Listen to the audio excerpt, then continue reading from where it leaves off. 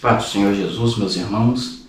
A aula de hoje é a aula de número 6, que tem por título As Nossas Armas Espirituais. Em 2 Coríntios 10, capítulo 14, em 2 Coríntios capítulo 10, versículo 4 diz: porque as armas da nossa milícia não são carnais, mas sim poderosas em Deus, para a destruição das fortalezas. Nós temos inimigos, e são fortes e poderosos, porém são do reino espiritual. Não é contra nosso irmão, não é contra nosso parceiro, não é contra aqueles que estão do nosso lado, mas são espirituais. No aula anterior a gente aprendeu que nós temos inimigos, que é o diabo, que é o mundo e que é a nossa carne.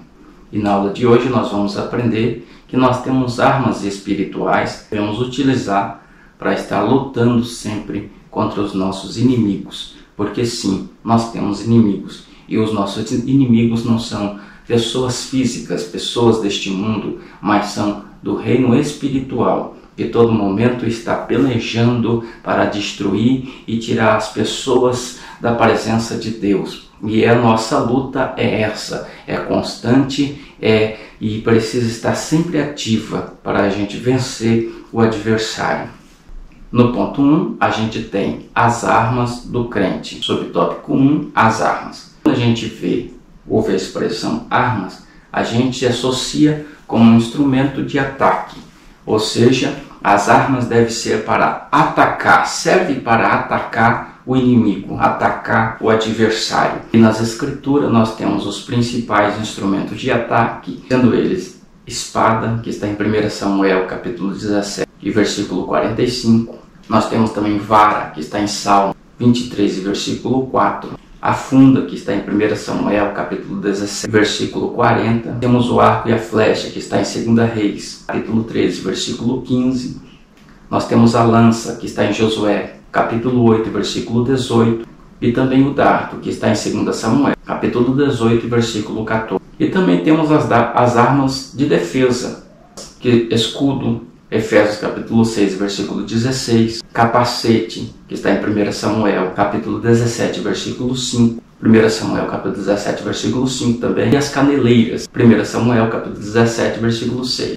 Essas armas eram utilizadas pelo exército de Israel no Antigo Testamento, que o povo de Israel sempre estava pelejando, batalhando, e esses instrumentos de defesa, instrumentos de ataque eram rotineiramente usados pelos filhos de Israel nos tempos antigos. No subtópico 2 do ponto 1, nós temos as estratégias do inimigo. Como cristão, nós não podemos desprezar o conhecimento e as estratégias que o inimigo tem e usa contra o crente, porque a gente sabe que, como um anjo de luz, qual foi e caiu na terra, agora sendo Lúcifer e Satanás, ele ainda é um ser poderoso e ele tem as suas artimanhas, estratégias para estar sempre ludibriando o homem, tentando tirar as pessoas, o cristão, da presença de Deus. No Novo Testamento nós temos algumas relações em que vemos o diabo usando as suas estratégias para ludibriar o homem. E nós vemos isso em Mateus 13, versículo 19, onde ele arrebata a palavra do coração. É uma das suas estratégias, tirar a palavra do coração do homem, buscando altas posições com mentiras, através de falácias enganosas. E nós vemos isso em Atos, capítulo 5, versículo 3. E também ele enfraquece a fé dos crentes. E nós vemos isso em Lucas 22 e 32.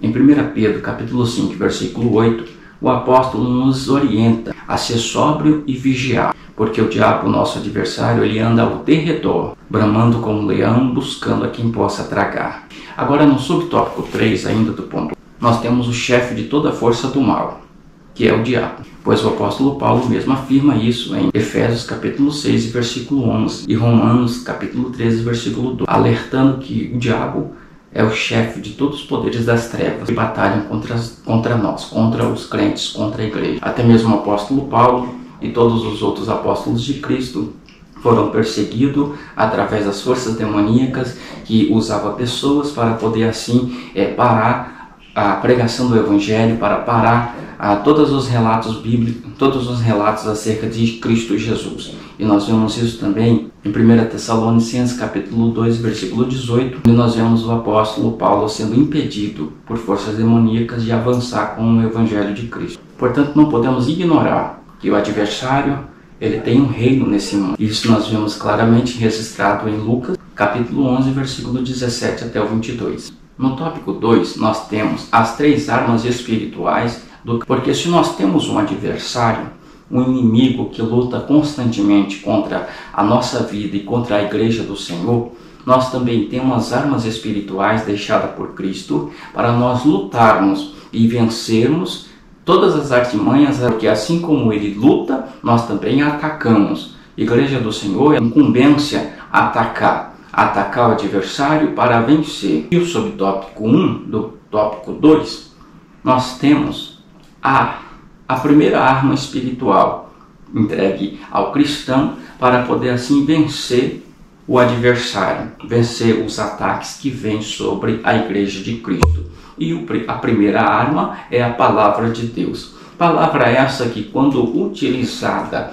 colocada em prática, guardada ela no coração e praticada, só tem uma função: vencer o adversário e vencer todas as hóstias espirituais da maldade que se levanta contra o cristão e contra a igreja de Cristo.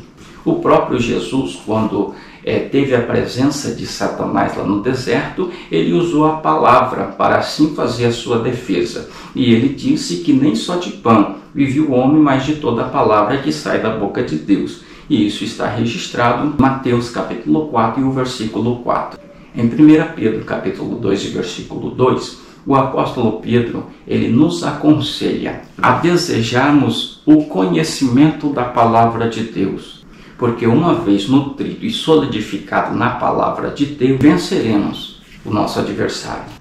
Subtópico 2, ainda do ponto 2, nós temos a segunda arma espiritual, que é a oração, que, aliada ao estudo da palavra de Deus, é uma potência e tem tudo para avançar e vencer o nosso adversário. Em Efésios capítulo 6, versículo 18, o apóstolo Paulo aconselha a igreja de Éfeso a orar em todo o tempo, com súplica no Espírito Santo, pois a oração ela é uma peça fundamental da armadura do cristão. E o crente, quando ele tem uma vida em oração, ele tem uma intimidade com Deus Todo-Poderoso. Ele procura um aprofundamento em conhecer as coisas espirituais e conhecendo as questões espirituais através da oração e sendo revelada por Deus, pelo Espírito Santo, o que está acontecendo no reino espiritual, através de uma vida de oração, fica muito mais fácil vencer tudo que é invisível e que pertence ao reino espiritual da maldade,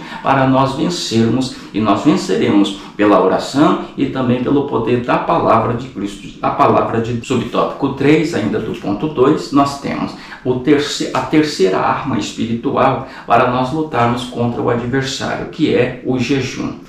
E nós vemos o jejum como uma prática presente tanto no Antigo Testamento como também no Novo Testamento, que nós vemos esta prática em ação na maioria das vezes quando o povo está buscando da parte de Deus algo sobrenatural, uma resposta, sacrificando assim a sua carne para se aproximar daquilo que é invisível, do reino espiritual, da bondade, que no caso é buscar da parte de Deus uma resposta acerca de um assunto, acerca de uma questão, e tudo isso envolve o que? Sacrifício da carne, matando a carne, deixando que o espírito que está ligado com Deus, ele apareça, prevaleça, porque assim tem uma intimidade com Deus Todo-Poderoso.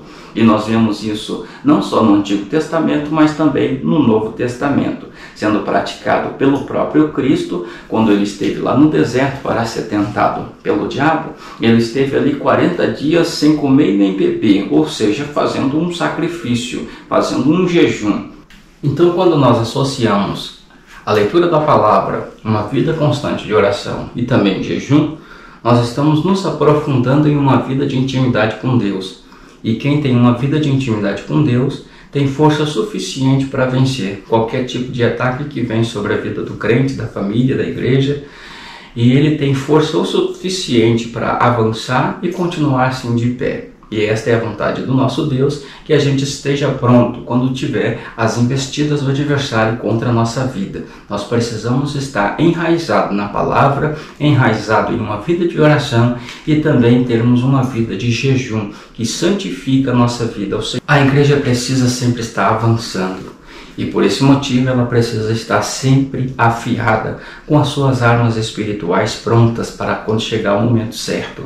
E nós vemos na palavra de Deus, a oração e o jejum são armas suficientes para nós avançarmos contra o reino espiritual das trevas, da maldade, que estão aí tentando a todo tempo destruir a igreja, fazer com que a igreja fique fraca e desanime. Mas pela palavra do Senhor, pela oração e também pelo jejum, Deus te capacita, te dá força para continuar resistindo. Não é tempo de parar, mas é tempo de avançar. Então busque para que você esteja forte, firme nos dias da adversidade. Deus conta com você, Deus conta com a sua igreja, Deus conta com todos aqueles que ainda têm acreditado nele. Deus abençoe a todos em nome de Jesus.